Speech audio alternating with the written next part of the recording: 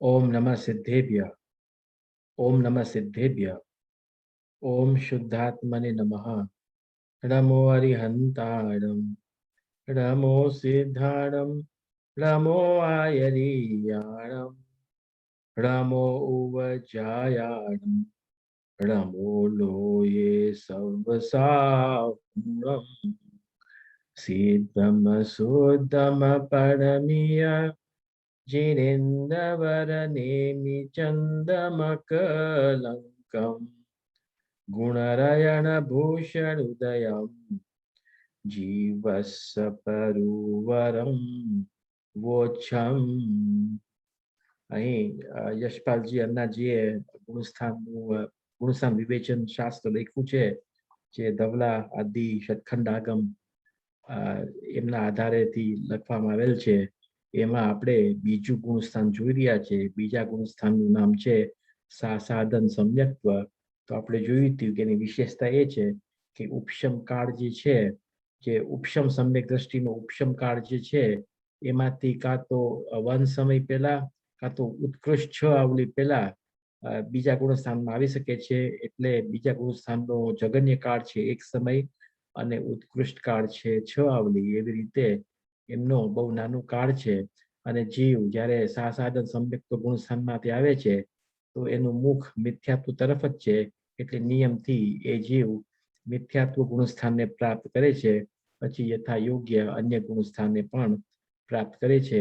તો આપણે ઘણી વિશેષતાઓ બીજા ગુણસ્થાને જોઈ. ગમન ક્યાંથી થાય છે, આગમન ક્યાંથી થાય છે એ પણ વિસ્તારથી જોયું. એ બીજા ગુણસ્થાનથી એમનું ગમન ક્યાં થાય છે, તો માત્ર મિથ્યાત્વ ગુણસ્થાન પેલા ગુણસ્થાનમાં જ જાય છે. અને એનું આગમન એટલે ક્યાંક અન્ય ગુણસ્થાનોથી બીજા ગુણસ્થાનમાં આવે છે. તો છઠ્ઠામાંથી પણ આવે છે, પાંચમામાંથી આવે છે, ચોથામાંથી પણ આવી શકે છે. એવી રીતે આપણે આગમન પણ જોયું. હવે આપણે વિશેષ અપેક્ષા વિચાર પોઈન્ટ નંબર 1 તો પૂરો કર્યો, તો ફરી જોઈ લઈએ એકવાર, પછી પોઈન્ટ નંબર 2 થી આપણે ચાલુ કરીએ. તે છે વિશેષ અપેક્ષા વિચાર. જો સાધન સમ્યક્ત્વ ગુણસ્થાનમાં રહેતા તકા જીવનું મરણ થાય છે, તો તે જીવ મરણ ઉપરાંત નરક ગતિમાં જતો નથી. એટલે શું કે છે કે બીજા ગુણસ્થાન સહિત મરણ થાય તો નરક ગતિમાં ન જાય. તો ક્યાં જાય છે? અન્ય 3 ગતિમાં બીજા ગુણસ્થાને લઈને જઈ શકે છે. એવી રીતે એ નરક ગતિમાં ઉત્પન્ન નથી થતું, કારણ કે સાધન સમ્યક્ત્વનો કાળ ઔપશમિક સમ્યક્ત્વનો કાળ છે. અને સમ્યક દ્રષ્ટિ જીવ પૂર્વમાં આયુ બંધ ન થયો હોય તો નરકમાં જતો જ નથી. આ નિયમ છે.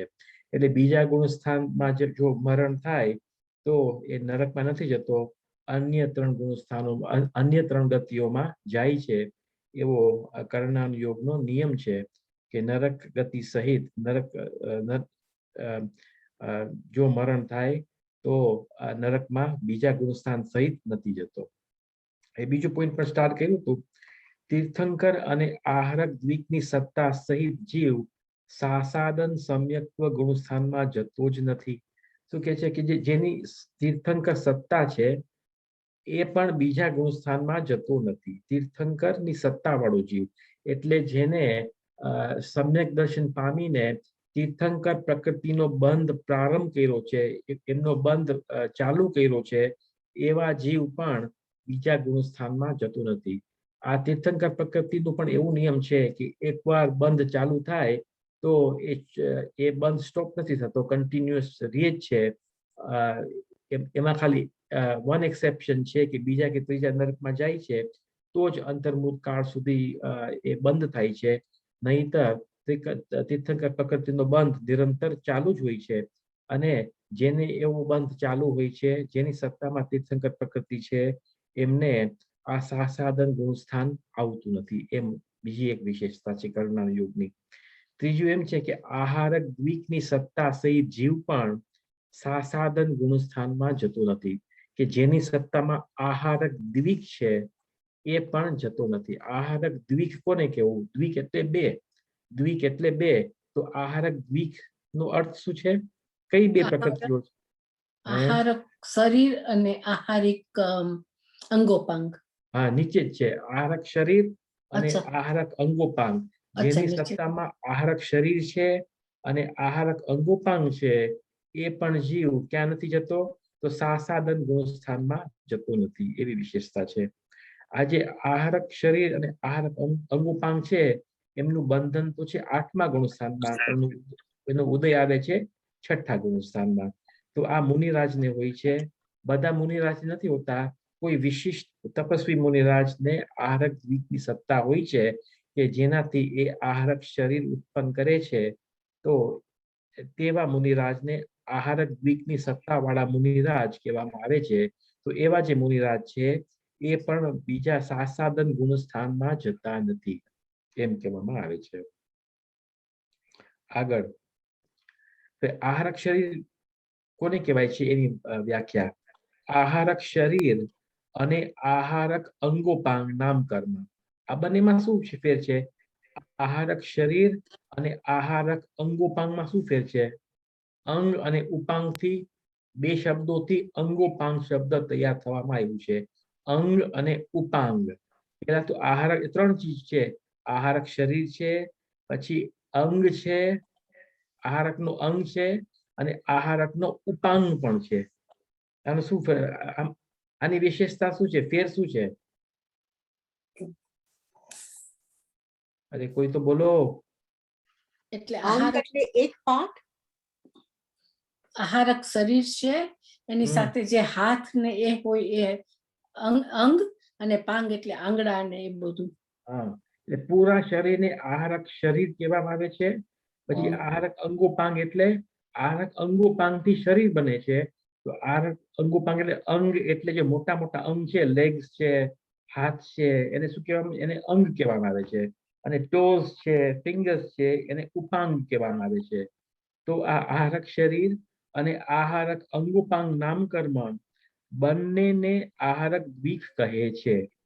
આહારક રિદ્ધિધારી 6ઠ્ઠા ગુણસ્થાન વર્તી મુનિરાજને જીનવાણીના અધ્યયનમાં કોઈ પ્રકારની શંકા ઉત્પન્ન થવાથી અથવા જિનાલયની વંદના કરવા માટે તેના મસ્તકમાંથી એક હાથ પ્રમાણ સ્વચ્છ શ્વેત સપ્ત ધાતુ રહિત પુરુષાકાર પૂતળું નીકળે છે, તેને આહારક શરીર કહે છે. એટલે કેમ નીકળે છે એમની અહીં વિશેષ વ્યાખ્યા કરવામાં આવી છે. તો કોને ઉત્પન્ન થાય છે? તો આહારક રિદ્ધિધારી કયા ગુણસ્થાનમાં ઉત્પન્ન થાય છે? આ આહારક શરીર 6ઠ્ઠા ગુણસ્થાનમાં. હા, 6ઠ્ઠા ગુણસ્થાનમાં. 6ઠ્ઠા ગુણસ્થાન વર્તી મુનિરાજને, એટલે 7મા ગુણસ્થાનમાં નથી થતું. 6ઠ્ઠા ગુણસ્થાનમાં જયારે વિકલ્પ આવે છે, ત્યારે આહારક શરીરની ઉત્પત્તિ થાય છે. તો 6ઠ્ઠા ગુણસ્થાન વર્તી મુનિરાજને કેમ ઉત્પન્ન થાય છે? એનું કારણ તો જીનવાણીના અધ્યયનમાં કોઈ પ્રકારની શંકા ઉત્પન્ન થવાથી, એટલે શંકાનું નિવારણ કરવા માટે આ થાય છે. એક તો શંકા થઈ, અધ્યયન કરતા હોય મુનિરાજ, શાસ્ત્રનું અધ્યયન કરે છે, અને એમાં કોઈ શંકા ઉત્પન્ન થાય છે, તો આ આહારક શરીર ઉત્પન્ન થાય છે. કારણ કે એમને એમ થાય કે વર્તમાન ક્ષેત્ર જે છે ત્યાં કોઈ સમાધાન નથી મળતું, તો અન્ય જે ક્ષેત્ર, જ્યાં તીર્થંકર હોય, શ્રુતકેવડી હોય, એ ક્ષેત્રમાં આહારક શરીર જાય છે, અને શંકાનું સમાધાન ત્યાં થાય છે. એટલે પેલું આ કારણ છે, મુનિરાજને જીનવાણીના અધ્યયનમાં કોઈ પ્રકારની શંકા ઉત્પન્ન થવાથી, અથવા બીજું કારણ જિનાલયની વંદના કરવા માટે. જિનાલયની વંદના એટલે જે અકૃત્રિમ જિનાલય છે, એમની વંદના કરવી હોય, અથવા સાક્ષાત જે ભગવાન હોય એમની વંદના કરવી હોય, તો પણ આ થાય છે. અર્થાત પંચકલ્યાણકમાં જવું હોય તો પણ આ થાય છે. એટલે ઘણા બધા કારણો છે. અહીં 2 જ કારણ આપવામાં આવ્યા છે, પણ ઘણા બધા કારણો હોય છે. ચંદ્રકાંત, કઈ બોલું તમને પૂછવું છે? હા, આપણે જે આહારક શરીર છે ને મનપર્યાય જ્ઞાન છે, એની સાથે કઈ મેળ છે? નહીં, 2 તદ્દન જુદી વસ્તુ છે. તદ્દન Okay. જુદી વસ્તુ છે. જેને આહારક શરીર છે એમને મનપર્યાય જ્ઞાન ન હોય એવું હોય છે. એવો કંઈક નિયમ છે, જોવું પડશે. બંને જુદી જ વસ્તુ છે. કારણ કે આહારક શરીર તો શેના માટે કામ આવે છે? ટ્રાવેલિંગ છે. ને મનપર્યાય જ્ઞાન શેના માટે કામ આવે છે? તો બીજા મનની વાતને જાણવા માટે કામ આવે છે. 2 વસ્તુ જુદી છે.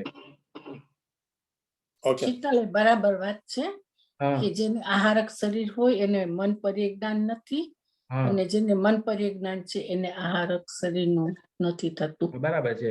એટલે જેને આહારક શરીર હોય છે એમને મનપર્યાય જ્ઞાન નથી હોતું. બે સાથે ન હોઈ શકે એમ કે છે એટલે એટલે આપણે બે કારણ તો અહીં છે કે શંકાનું સમાધાન અને બીજું જિનાલયની વંદના એ બે કારણ છે બીજા બે કારણ અન્ય છે કે સાક્ષાત ભગવાનના દર્શન કરવા હોય તો પણ થાય છે આ અને બીજું કારણ છે પંચકલ્યાણકમાં જવું હોય તો પણ થાય છે આરક્ષરી એટલે બીજું પાંચમું કારણ આવે છે કે ચારિત્રની શુદ્ધિ માટે પણ થાય છે એ પાંચ એવા 4-5 કારણો આવે છે ચારિત્રની શુદ્ધિ માટે પણ થાય છે એવી રીતે તો આ જે છે કે જિનાલયની વંદના કરવા માટે તો નંદીશ્વર દીપમાં જતા હશે કે નહીં જતા હોય આરક્ષરીથી નંદીશ્વર દીપમાં જતા હશે ના ન જઈ શકે અઢી દ્વીપની બહાર મનુષ્ય ના જઈ હા. શકે અઢી દીપથી બારે મનુષ્ય ન જઈ શકે અને આરક શરીર પણ અઢી દીપથી બહાર ન જઈ શકે એ પણ એની મર્યાદા છે એટલે જિનાલયની વંદના કરવા માટે તેના મસ્તકમાંથી એક હાથ પ્રમાણ એક હાથ એટલે કોને કેવો એક હાથ એટલે કોને કેવો આટલો આટલો જે છે આટલો ભાગ એને એક હાથ કહેવામાં આવે છે લગભગ 1.5 ફૂટ એને એક હાથ કહેવામાં આવે છે એક હાથ પ્રમાણ સ્વચ્છ હોય છે અને નિર્મળ હોય છે શ્વેત એટલે વ્હાઇટ કલરનું હોય છે સપ્ત ધાતુ રહિત જે સપ્ત ધાતુ જે છે લોહી છે માંસ છે બોન્સ છે એનાથી રહિત સપ્ત ધાતુ રહિત કારણ કે જ્યારે એ ગમન કરે છે તો વચમાં પર્વતો આવે છે નદીઓ આવે છે એમને પણ પાર કરી જાય છે એમ લેઝરની જેમ એમને પણ પાર કરી જાય છે એટલે સપ્ત ધાતુ રહિત હોય છે તો જ આટલું ડિસ્ટન્સ ટ્રાવેલ કરી શકે કેટલું બધું ડિસ્ટન્સ અહીં ભરત ક્ષેત્રમાં છે તો એક અંતર્મુખમાં એટલે છઠ્ઠા કાળની અંદર આરક શરીર ઉત્પત્તિ થાય છે પછી વિદેહ ક્ષેત્ર આદિમાં પહોંચે છે અને પાછું અંતર્મુખ કાળમાં પાછું સમાવેશ થાય છે એનો બહુ નાનો કાળ છે એ કેટલું બધું ડિસ્ટન્સ કવર કરવું પડતું હશે એમ વિચાર કરો આપણે ક્યાં છે ને વિદેહ ક્ષેત્ર ક્યાં છે એમ એટલે કેવું છે એ સપ્ત ધાતુ રહિત છે પુરુષાકાર છે સ્ત્રી આકાર નથી પુરુષાકાર છે પૂતળું નીકળે છે તેને આહારક શરીર કહે છે આગળ હા બોલો એટલે આ જે આ પૂતળું નીકળે છે એમાં સાથે ઔદારિક શરીર કાર્મણ અને તેજસ એની સાથે કઈ સંબંધ એટલે જે મૂળ જે ઔદારિક શરીર છે તે તો ત્યાં ને ત્યાં જ રહે છે પણ આ જે આહારક શરીર ઉત્પત્તિ થાય છે તો જ્યાં એ માનો કે કોઈ ભરત ક્ષેત્રના મુનિરાજ છે અને એ વિદેહ ક્ષેત્રમાંથી પંચકલ્યાણક માટે જાય છે વિદેહ ક્ષેત્રમાં તો એ વિદેહ ક્ષેત્રમાં જાય છે તો મૂળ શરીર તો અહીં રહ્યું છે પણ સપ્ત ધાતુ રહિત જે આહારક શરીર છે એ જઈ અને વિદેહ ક્ષેત્રમાં જાય છે એમની સાથે એમના આત્માના પ્રદેશો પણ એટલા લંબાઈ છે આત્માના પ્રદેશો લંબાઈ છે તો એ આત્માના પ્રદેશો નિરાવરણ નથી એ આત્માના પ્રદેશો સાથે તેજસ શરીર પણ છે અને કાર્બન શરીર પણ છે નહીં તો એમ કેવું પડશે કે એટલા પ્રદેશો તો મુક્ત છે જે કોઈ દી બને નહીં એટલે કાર્બન અને તેજસ શરીર પણ એટલું લંબાઈ છે કારણ કે આ રીતિ છે ને એક પ્રકારની આ બોલો હું કહું છું આ એક રીતના ઓલું આપણે જે સમુદ્રઘાત કર્યું એમાંથી વન ટાઈપ ઓફ સમુદ્રઘાત છે ને હા સમુદ્રઘાત બરાબર છે સમુદ્રઘાત કોને કે છે કે પ્રદેશોનું ફેલાવવું મૂળ શરીરમાંથી આત્મ પ્રદેશોનું બારે ફેલાવવું એને સમુદ્રઘાત કહેવામાં આવે છે તો 7 પ્રકારના સમુદ્રઘાત છે એમાં એક આહારક સમુદ્રઘાત છે આહારક સમુદ્રઘાત છે સમુદ્રઘાત છે બરાબર છે હવે શંકા કોની થતી હશે એની વાત કરે છે 7 તત્વોની શંકા થતી હશે 9 પદાર્થની શંકા થતી હશે પંચાસ્તિકાયની શંકા થતી હશે નિશ્ચય વ્યવહારની શંકા થતી હશે એનો ખુલાસો જો છઠ્ઠા ગુણસ્થાન વર્તી મુનિરાજને પ્રયોજનભૂત 7 તત્વ અને 7 તત્વ અને દ્રવ્ય ગુણ પર્યાય સંબંધી શંકા નથી હોતી કારણ કે આ વિષયોનો યથાર્થ નિર્ણય તો સમ્યક દર્શનની પ્રાપ્તિના પૂર્વે જ થઈ જાય છે કે આની શંકા હજી હોય તો સમ્યક દર્શન જ ન થાત મુનિરાજ તો શું થવું એટલે સમ્યક દર્શન માટે પણ આ ન જોઈએ આ પ્રકારની શંકા તો જીનવાણી અગાધ છે અને મુનિરાજોનું ક્ષાયોપશમી જ્ઞાન તો સીમિત જ હોય છે. ભલે સીમિત હોય છે છતાં પણ એ જ્ઞાન પણ આપણા જ્ઞાનને તુલ્ય કમ્પેર કરીએ તો એ જ્ઞાન પણ અગાધ હોય છે. એ જ્ઞાન કેવું હોય છે? અગાધ હોય છે. તો જીનવાની અગાધ છે અને મુનિરાજોનું ક્ષાયોપશમી જ્ઞાન તો સીમિત જ હોય છે. તેથી અપ્રયોજનભૂત અનેક વિષયોના સંબંધમાં પ્રશ્ન તો થઈ જ શકે છે. તેના સહજ સમાધાન માટે આ પ્રક્રિયા સંપન્ન થાય છે. એટલે કોઈ સૂક્ષ્મ જે શંકા હશે એનું સમાધાન માટે આ જે આહારક દ્વીક છે, જે આહારક શરીર છે, એમની ઉત્પત્તિ થાય છે. આગળ શીતલ, આ ફ્લેક્સિબલ બોડી છે. ના, બોડી તો એમ જ છે, બોડી તો એમ જ છે, પણ માથું છે ને, માથામાંથી 1.5 ફૂટ એક પૂતળું ધોળું નીકળે છે અને એ પૂતળું ટ્રાવેલ કરે છે. બોડી તો એટલી જ રહે છે. ઓકે. એટલે ઈ બોડી કેવી છે? વ્હાઇટ ઇન કલર છે, પણ સપ્ત ધાતુ રહિત છે. જેમ આપણું સ્થૂળ બોડી છે એવી બોડી નથી, પણ સટલ છે, વધારે સટલ છે. આપણું જે શરીર છે એને ઔદારિક શરીર કહેવામાં આવે છે, જે સ્થૂળ છે. ઔદારિક નો અર્થ જ સ્થૂળ છે. અને આ જે આહારક શરીર છે એ એનાથી સટલ હોય છે કે જે લાંબા ડિસ્ટન્સ સુધી એ ટ્રાવેલ કરી શકે છે. શીતલ, આમાંથી એક બીજો પ્રશ્ન ઉભો થાય છે કે આપણે હમણાં જ લાસ્ટ સેશન અથવા ધ સેશન બિફોર એમાં બે આચાર્યના મત જુદા હતા. તો એમાં આ વસ્તુ આહારક ઉત્પન્ન થઈને સમાધાન નથી કરી શકતા? બધાને નથી હોતું ને. ભીમસેન સ્વામીની આ રીતિ નથી. ભીમસેન સ્વામીની નથી રીતિ. ને આજે આહારક રીતિ ક્યારે હોય છે? ચોથા કાળમાં હોય છે ને. ચોથા કાળમાં હોય છે આ રીતિ આવી. ઓકે. ખુલાસો મેં વાંચ્યો નથી શાસ્ત્રમાં, અનુમાન કરું છું કે ચોથા કાળની આ વિશેષતા છે આહારક રીતિ આદિ એમ. હા શીતલ, હા બોલો. આ શબ્દનો પ્રયોગ કેમ કહ્યો છે અપ્રયોજનભૂત? એટલે જે એની શંકા થાય છે ને, શંકા જે શંકા થાય છે એનો વિષય શું છે? એનો વિષય અપ્રયોજનભૂત છે. બહુ સરસ પ્રશ્ન. અપ્રયોજનભૂત એટલે તમે ન જાણો તો સમ્યક દર્શનમાં બાધા નથી તમને એમ. એટલે જે મૂળ જે વિષય જે છે, 7 તત્વ, 9 પદાર્થ, 6 દ્રવ્ય, 5 અસ્થિકાય, નિશ્ચય, વ્યવહાર, ઉપાદાન, નિમિત્ત, એમાં શંકા નથી થતી. એમાં શંકા થાય એ તો મૂળ પ્રયોજનભૂત છે. એ મૂળ પ્રયોજનભૂત ભાગ છે. એમાં જો શંકા થાય સમ્યક દર્શન જ ન થાય. બરાબર. એવી શંકા થાય છે મુનિરાજને, કારણ કે આ મુનિરાજ છે ચારણ રિદ્ધિધારી વાળા પણ હોય, રિદ્ધિ અન્ય રિદ્ધિ પણ હોય. એમાં જેને આહારક રિદ્ધિ પણ ઉત્પન્ન થઈ છે. એટલે મહામુનિરાજ છે, મોટા તપસ્વી છે. એની સામાન્ય શંકા ન થાય. કોઈ સૂક્ષ્મ અર્થ હોય, કર્ણાનુયોગનો કોઈ વિષય હોય, એમની શંકા થાય. એટલે એમને અપ્રયોજનભૂત કહેવામાં આવી છે, કારણ કે ન પણ જાણે તો કઈ ખાસ નુકસાન નથી. આ તો સહજ પ્રક્રિયા થાય છે એમ.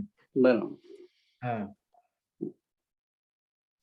સારું. પ્રશ્ન પૂછતા જ રહેજો તો મને આનંદ આવશે. એમ થાય કે બધા સાંભળે છે. શીતલ, સૂક્ષ્મ એટલે સાવ ઓલા ફાઇન ડિટેલ્સ. સૂક્ષ્મ એટલે ઇન વોટ કોન્ટેક્સ્ટ? સૂક્ષ્મ એટલે શંકા એમ ને. એટલે ફાઇન ડિટેલ્સ એને નથી ખબર એટલે ડાઉટ કરે. કે જેમ આપણે વાંચીએ છીએ ને કર્ણાનુયોગમાં, હવે તમે પૂછશો કે બીજા ગુણસ્થાનનો કેટલો કાળ છે? શાસ્ત્રમાં તો એમ છે કે એક સમય છે અને 6 આવલી છે. તમે ન જાણો આ વાત તો પણ તમને સમ્યક દર્શન થાય કે ન થાય? આ વાત ન જાણો તો થાય કે ન થાય? થઈ જાય. એટલે આ જે છે એ અપ્રયોજનભૂત વાત છે એમ. પણ શંકા થાય તો એમ થાય ને કે શંકા થાય તો સમાધાન નથી મળતું, સમાધાન નથી મળતું તો ખૂંચ્યા કરે. ખૂંચ્યા કરે તો શું ઉપાય મુનિરાજ કરે છે? તો આહારક શરીરનો પ્રયોગ કરે છે એમ. ઘણી વાર આપણે કર્ણાનુયોગનું શાસ્ત્ર વાંચતો ઘણી વાર થાય કે કેમ આમ લખ્યું છે, આમ લખ્યું છે, હું તો આમ વાંચવામાં આવ્યું હતું. એટલે ખૂંચ્યા કરે એમ. ત્યાં સુધી વિચાર બંધ ન થાય. વિચાર બંધ ન થાય એમ. ખૂંચ્યા કરે એટલે શાસ્ત્ર ન વાંચવા કે વધારે વાંચવા શું ઉપાય છે? ખૂંચ્યા કરે તો બંધ જ કરી બે ઉપાય છે, કાં તો શાસ્ત્ર વાંચવાનું જ બંધ કરી દો એ ઉપાય છે, બીજું એમ છે વાંચ્યા જ કરો જ્યાં સુધી ઉપાય ન મળે. હા, એવું છે. તો આ અપ્રયોજન ભૂતના વિષયમાં શંકા થાય તો આ પ્રક્રિયા થાય છે.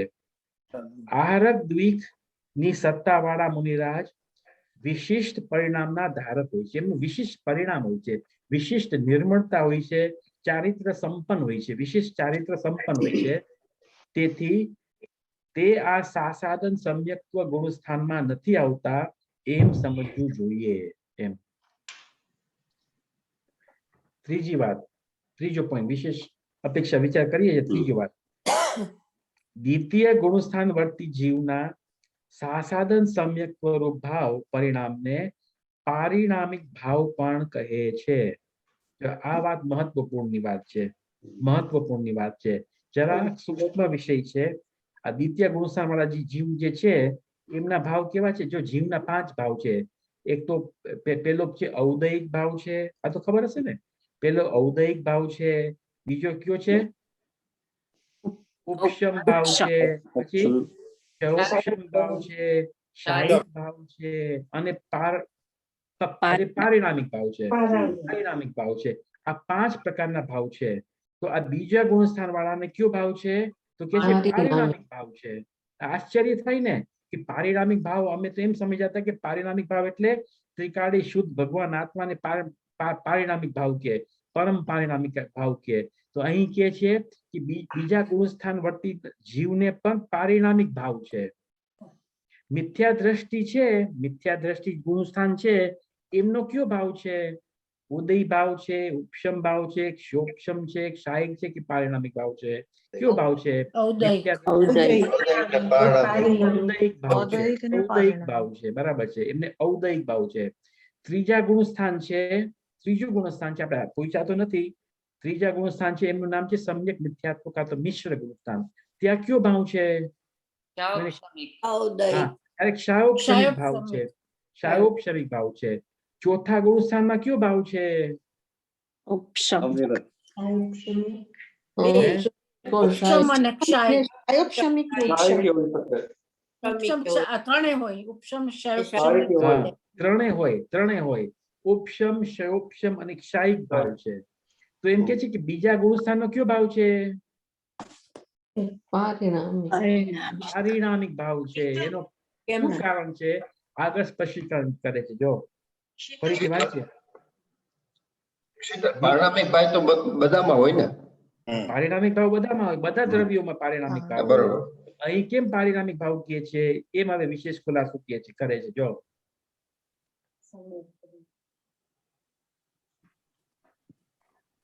પૂતગલ દ્રવ્યને પારિણામિક ભાવ હોય કે ન હોય? હોય. હે? હોય. હા, પૂતગલ દ્રવ્ય હોય. પૂતગલ દ્રવ્યને ઔદયિક ભાવ હોય કે ન હોય? હોય. ધર્મ એટલે ઔદયિક દ્રવ્ય એટલે કર્મની અપેક્ષા એ નહીં, પણ બે ભેગા થઈ છે ને. ત્રણ રૂપના હિસાબે. ફરીથી હું પૂછું. ધર્મ દ્રવ્ય છે, ધર્મ દ્રવ્ય છે, એમની આ 5 ભાવમાંથી કયો ભાવ છે? પારિણામિક ભાવ છે. કાળ દ્રવ્ય છે, એને કયો ભાવ છે? પારિણામિક. જીવ દ્રવ્ય છે, એને કયો ભાવ છે? પાંચે ભાવ છે.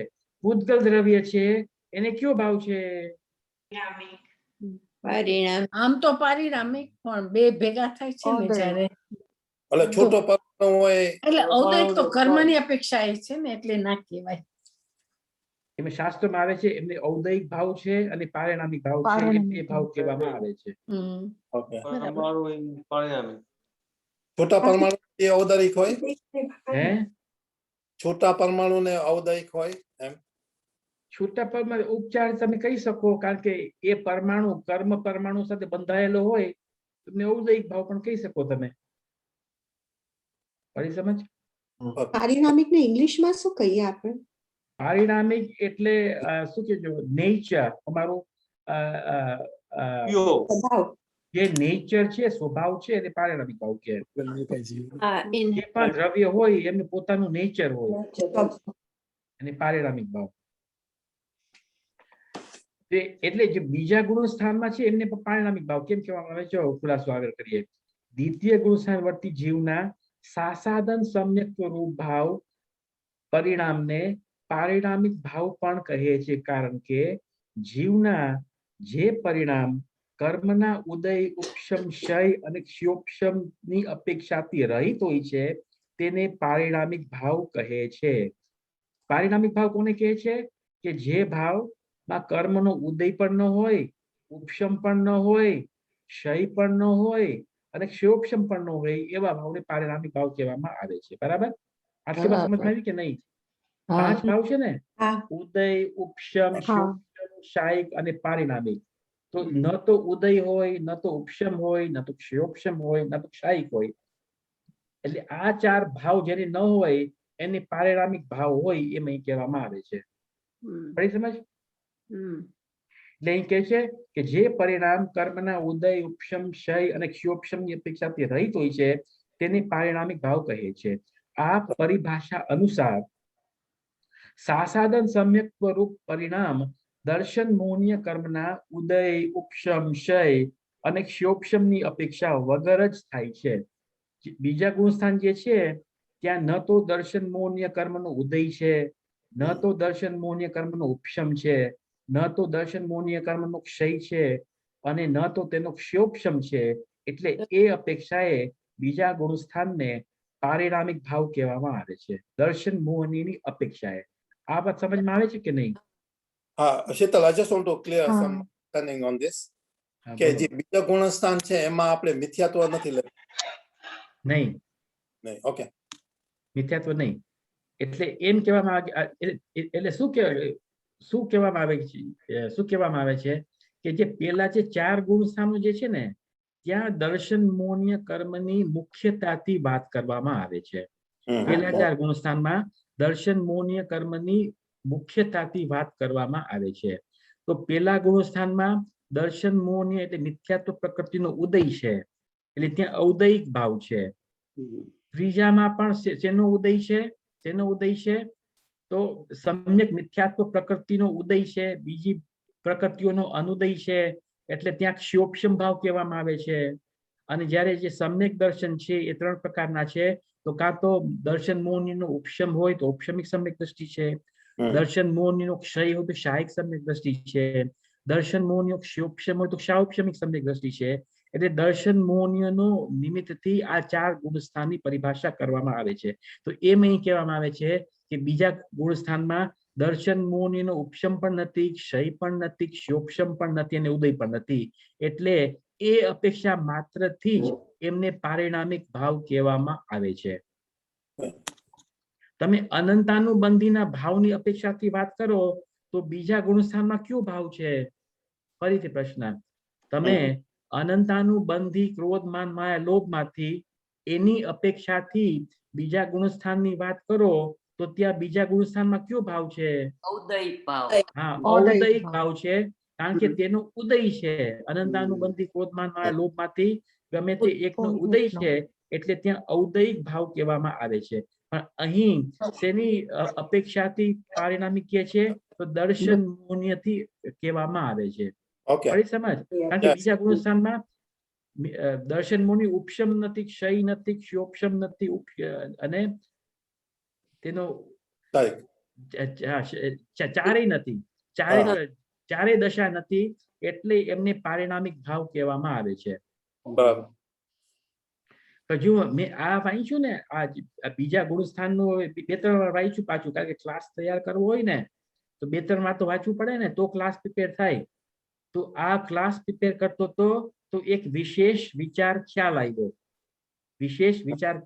આવ્યો, એ તમારા સમક્ષ રજૂ કરું છું. જો વાત શું છે કે આપણે જોયું હતું કે આ બીજો ગુણસ્થાન જે છે સમ્યક મિથ્યાત્વ ગુણસ્થાન ક્યાં કાળમાં આવે છે?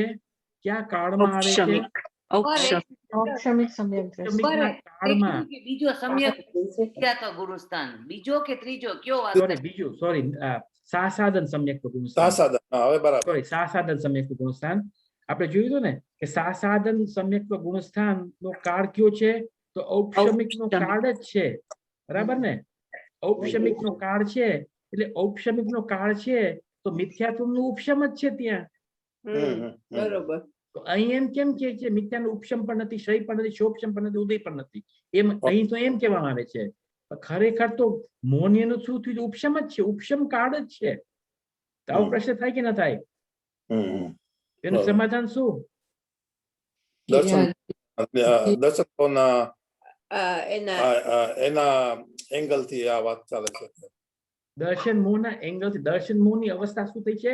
એ ઉપશમાઈ ગયું છે તો જ બીજું ગુણસ્થાન તો આવ્યું.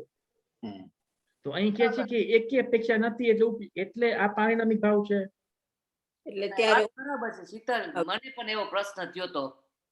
હવે એનો જવાબ એમ છે કે જે આ બીજું ગુણસ્થાન છે, સાધન સમ્યક ગુણસ્થાન છે, ત્યાં ભલે દર્શન મોહનો ઉપશમ હોય, પણ એ નિમિત્ત નથી થતું બીજા ગુણસ્થાનમાં. જેવી રીતે અનંતાનુબંધી નિમિત્ત થાય છે એમ દર્શન મોહ જરીએ નિમિત્ત નથી થતું, એટલે એ પારિણામિક ભાવ કહેવામાં આવે છે. પડી સમજ? જરા સૂક્ષ્મ પોઈન્ટ છે. એકવાર રિપીટ કરો ને પ્લીઝ. હે? ફરીથી એકવાર સમજાવો ને હા, પ્લીઝ. ફરીથી એકવાર સમજાવું. જો આપણે પહેલા તો એ વાત આવી ને કે દર્શન મોહની આ ચારેય અવસ્થા ન હોય તો પારિણામિક ભાવ છે. ન ઉદય હોય, ન ક્ષય હોય, ન શોપશમ હોય. બરાબર ને? આટલી વાતો આવી ને વાત ખ્યાલ. તો એટલે એને પારિણામિક ભાવ કહેવામાં આવ્યો. તો ખરેખર દર્શન મોહની ઉપશમ તો થયો છે, કારણ કે ઉપશમના કાળમાં જ આ સાધન ગુણસ્થાન આવ્યું છે. બરાબર? એટલે દર્શન મોહની સ્થિતિ કે છે ઉપશમ જ છે, પણ એ ઉપશમ નિમિત્ત નથી થતું બીજા ગુણસ્થાનમાં. એટલે ભલે ને ઉપશમ હોય કે ક્ષય હોય, કાંઈ નિમિત્ત નથી થતું, કાંઈ એમને બીજા ગુણસ્થાનમાં ફેરફાર નથી થતો. એટલે એમને અહીં પારિણામિક ભાવ કહેવામાં આવે છે, કારણ કે દર્શન મોહની કોઈ પણ અપેક્ષા બીજા ગુણસ્થાનમાં લાગતી નથી, કાંઈ અસર જ નથી થતી બીજા ગુણસ્થાનને. દર્શન મોહની સાથે કઈ સંબંધ જ નથી, એટલે એને પારિણામિક ભાવ કહેવામાં આવે છે. એટલે દર્શન મોહનો ઉપશમ થયો એટલે બીજું ગુણસ્થાન થયું એવું નથી, પણ અનંતાનુબંધીનો ઉદય થયો એટલે બીજું ગુણસ્થાન થયું. જરાક સૂક્ષ્મ પોઈન્ટ છે. બોલો લક્ષ્મી. આપણે જીઓલો પહેલા વાત કરી ને કે જે જ્ઞાન નું આર્ય હજી નીકળે છે, ઓલો પૂતળું નીકળે છે મુનિરાજ નો, તો ઈ જ્ઞાન દ્વારા જ બધું દર્શન કરી લઈએ, જાણી લઈએ, સમાધાન કરી લઈએ, બીકોઝ મૂળ શરીર તો અહીંયા જ હોય એનું. મૂળ શરીર ભલે અહીંયા હોય, પણ પૂતળા સાથે આત્માના પ્રદેશો પર જાય છે ને ત્યાં વિદેશ ક્ષેત્રમાં. એટલે તેટલું જ્યાં આત્મ પ્રદેશો જાય છે તો એ આત્મ પ્રદેશો સાથે જ્ઞાન પણ છે કે નથી, કે એટલા આત્મ પ્રદેશો જ્ઞાન રહિત છે. એટલે એ જે છે એ લાઈક અતિન્દ્રિય જ્ઞાનમાં જણાય જાય બધું, કે અતિન્દ્રિય જ્ઞાનનો વિષય તો અમૂર્તિક છે, એટલે આ તો મૂર્તિક છે. એટલે સફેદ રંગ છે, બધું આવ્યું છે ને, સફેદ રંગ છે, એક હાથ પ્રમાણ છે, એવી રીતે. એ પૂતગલ છે. તો જે શરીર જે છે એ તો પૂતગલ છે, પણ એ પૂતગલની સાથે શું છે, આત્માના પ્રદેશો પણ છે ને. ઓકે એક એ હતું ને. બીજું આ પારિણામિક ને પરમ પારિણામિક માં શું ડિફરન્સ છે? એ પારિણામિક ભાવ છે એમાં ત્રણ ભેગ છે ને. એક તો શું છે, ભવ્યત્વ, અભવ્યત્વ, અને ત્રીજું જીવત્વ. બહુ સરસ. જીવત્વ, ભવ્યત્વ અને અભવ્યત્વ, એને પારિણામિક ભાવ કહેવામાં આવે છે. એટલે એમના તો ત્રણ ડિવિઝન્સ છે, પણ પરમ પારિણામિક ભાવ છે એમના તો એકે સબ ડિવિઝન્સ નથી, એકે પેટાભેદ નથી. કારણ કે જે ત્રિકાળી ધ્રુવ ભગવાન આત્મા છે તો એ જ પરમ પારિણામિક ભાવ છે. કારણ કે પારિણામિકમાં તો જીવત્વ પણ આવે છે, અને ભવ્યત્વ પણ આવે છે, અને અભવ્યત્વ પણ આવે છે. તો આપણે શેનું ધ્યાન કરવું? જીવત્વનું ધ્યાન કરવું, ભવ્યત્વનું ધ્યાન કરવું, કે અભવ્યત્વનું ધ્યાન કરવું? ભવ્યત્વનું જ્ઞાન ધ્યાન કરશું તો સમ્યક દર્શન પ્રગટ થશે કે નહીં પ્રગટ થાય? નહીં થાય. ચાલુ હશે એટલે નહીં થાય. એટલે શેનું ધ્યાન કરવું પડશે? પરમ પારિણામિક નું ધ્યાન કરવું પડશે. અભેદનું. એક હા. અભેદ. એને જ પરમ પારિણામિક કહેવામાં આવે છે. Thank you. હા તો શીતલ આપણે બોલો. જીવત્વના 2 ડિવિઝન છે, શુદ્ધ શુદ્ધ ને અશુદ્ધ એવું નથી ને? શુદ્ધ જીવત- જીવત્વ અને અશુદ્ધ જીવત્વ એવી રીતના નથી કઈ? એ જ ને, શાસ્ત્રમાં તો ઘણા બધા પડકા છે. ઓકે. શાસ્ત્રોમાં તો ઘણા બધા પ્રકાર છે. જીવત્વ છે, પછી જેમ કે ભવ્યત્વ છે, અભવ્યત્વ પણ આત્માનો ગુણ છે, એ પણ પારિણામિક ભાવ છે, એ પણ એક પ્રકારની યોગ્યતા ત્યાં છે. ના પણ શુદ્ધ જીવત્વનું જીવત્વ પણ શુદ્ધ જીવત્વ પણ આત્માની યોગ્યતા છે, અશુદ્ધ જીવત્વ છે એ પણ આત્માની યોગ્યતા છે. એટલે ધેટ્સ વોટ આઈ મીન કે જીવત્વ ઇઝ ડિવાઇડેડ ઇન્ટુ અશુદ્ધ ને શુદ્ધ. હા ને બરાબર છે. અશુદ્ધ ઇઝ પારિણામિક એવી રીતના નથી ને શુદ્ધ ઇઝ પરમ પારિણામિક. નહીં એવું નથી, એવું છે જ અલગ છે. પારિણામિકમાં તો ભેદ થાય છે, ઘણા બધા સબ ડિવિઝન થાય છે. પરમ પારિણામિક તો ત્રિકાળી ધ્રુવ ઓકે. ભગવાન આત્મા ધ્યાનનો વિષય છે એમ. કારણ કે પારિણામિકમાં તો ભવ્યત્વ પણ આવે છે, અભવ્યત્વ પણ આવે છે. હા પડી સમજ? હા. શીતલ, હા, બોલો. આમ અનંતાનુબંધીનું થોડું પાછું સમજાવ ને, આખું જરાક વધારે ડિટેલમાં. એ શું સમજવું કારણ કે તમને? અનંતાનુબંધી આ બીજા ગુણસ્થાનમાં આવ્યું છે તો ઘણું નુકસાન થાય છે ને, કે મિથ્યાત્વમાં જાય છે અહીંયાથી જીવ. ત્યાં પાછું બોલો, પાછું બોલો તો કર દઈએ. અનંતાનુબંધીનો ઉદય આવ્યો ને તો આ ઉપશમ સમ્યક્ત્વ હતું, હા એમાં અનંતાનુબંધીનો ઉદય આવ્યો તો બીજું ગુણસ્થાન આવ્યું, અને હા. ત્યાંથી તો મિથ્યાત્વમાં જ જાય છે, એ બાજુ મોઢું છે. હા તો એ અનંતાનુબંધીનું કેવી એનું થોડી ડિટેલ્સમાં થોડું. આ જો આપણે જો એના માટે તો થોડાક ચાર્ટ દોરવા પડશે. જો get out my drawing pen. જો આપણે જોયું હતું ને, જ્યારે ઉપશમ સમ્યક દર્શન થાય છે, પ્રથમ ઉપશમ સમ્યક થાય છે, ત્યારે તો 7 પ્રકૃતિઓ નડે છે, બરાબર ને? મિથ્યાત્વ, સમ્યક મિથ્યાત્વ, સમ્યક્ત્વ અને અનંતાનુબંધી ક્રોધમાં નાયેલો, બરાબર? અને જે અનાદિ મિથ્યા દ્રષ્ટિ જીવ છે એની સત્તામાં શું છે? માત્ર મિથ્યાત્વ પ્રકૃતિ છે, અને અનંતાનુબંધી ક્રોધમાં નાયેલો એની સત્તામાં છે, બરાબર ને? ઉદયમાં પણ છે.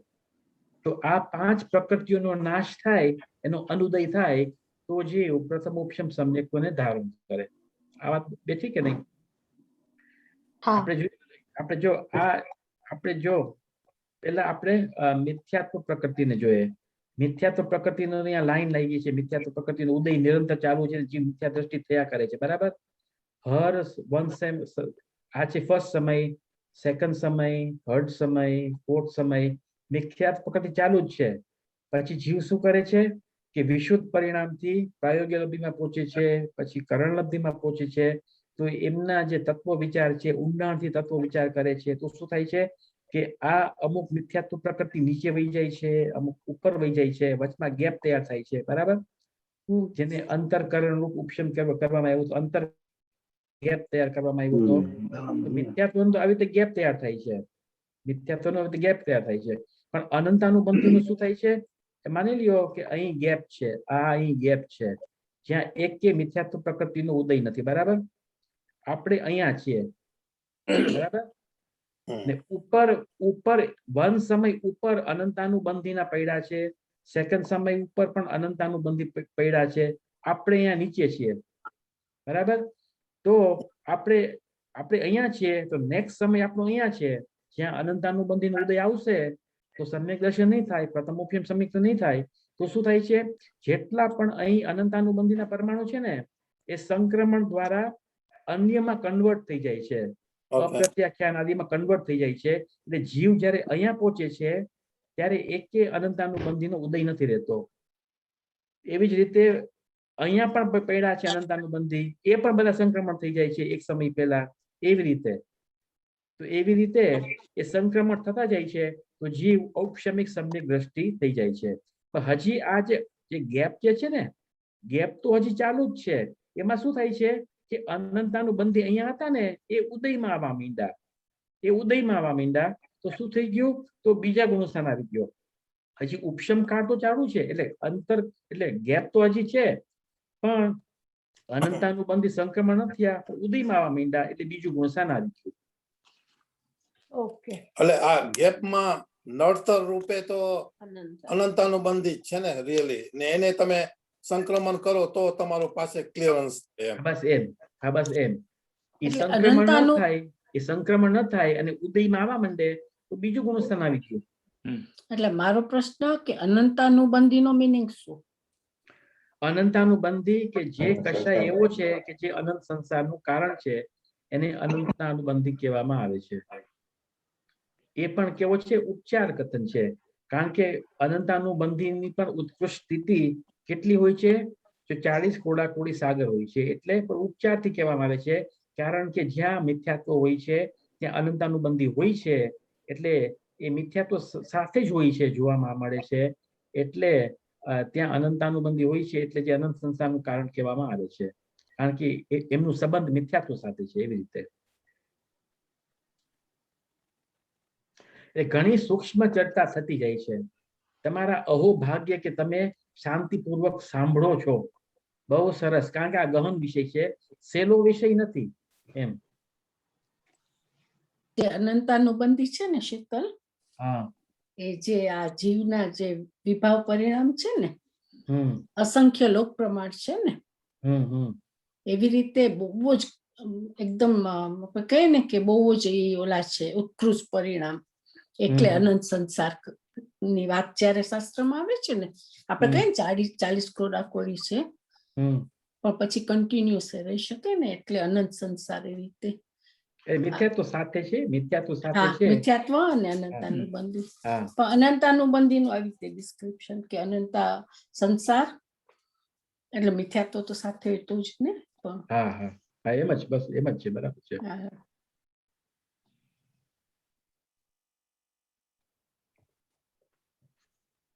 આગળ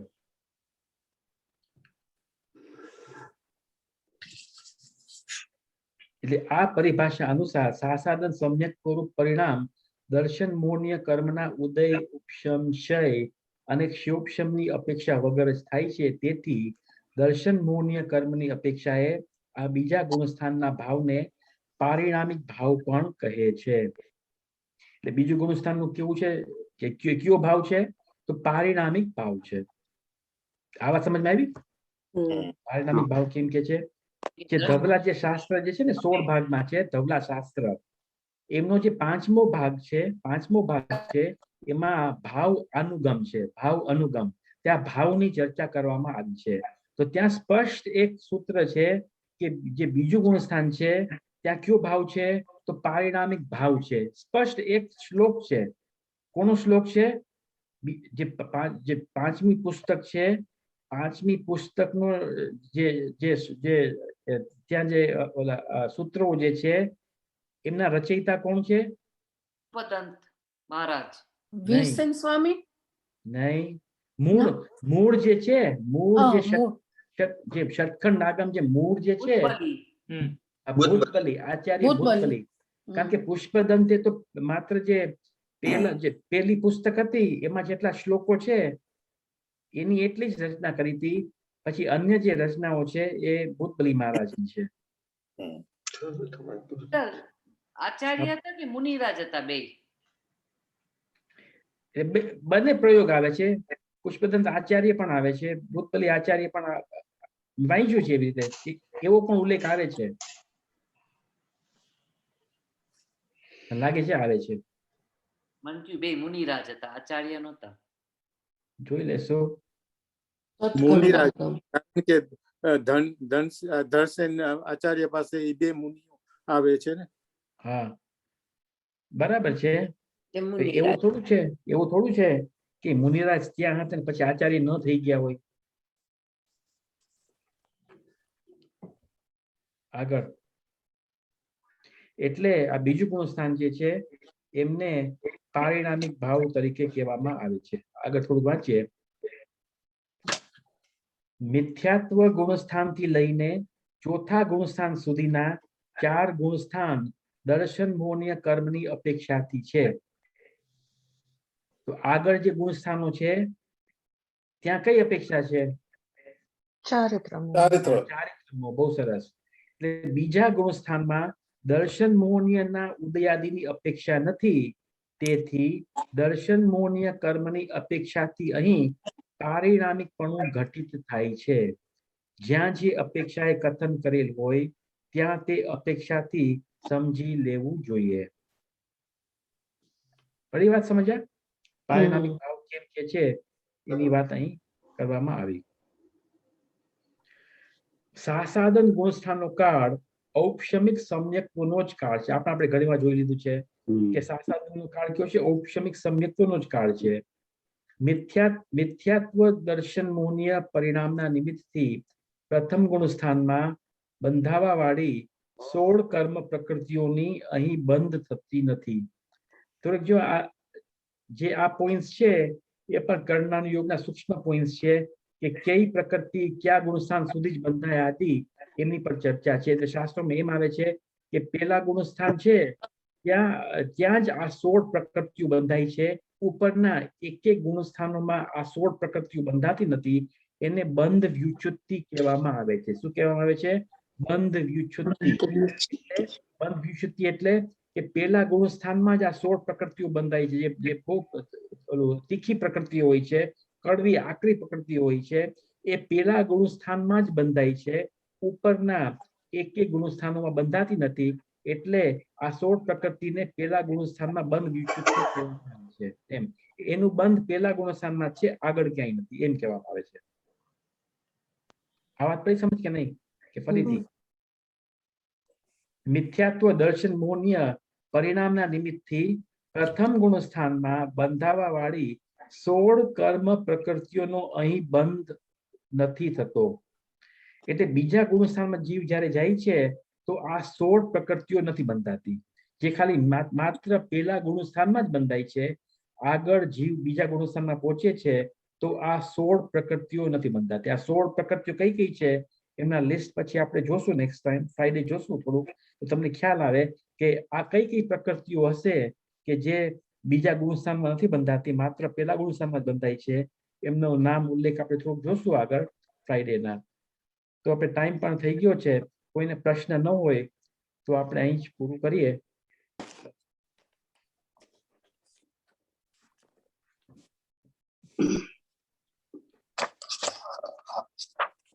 કરીએ ટીકુ. Unmute please.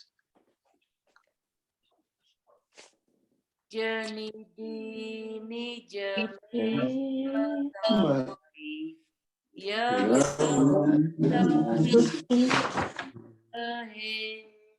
उसके लिए वंदना है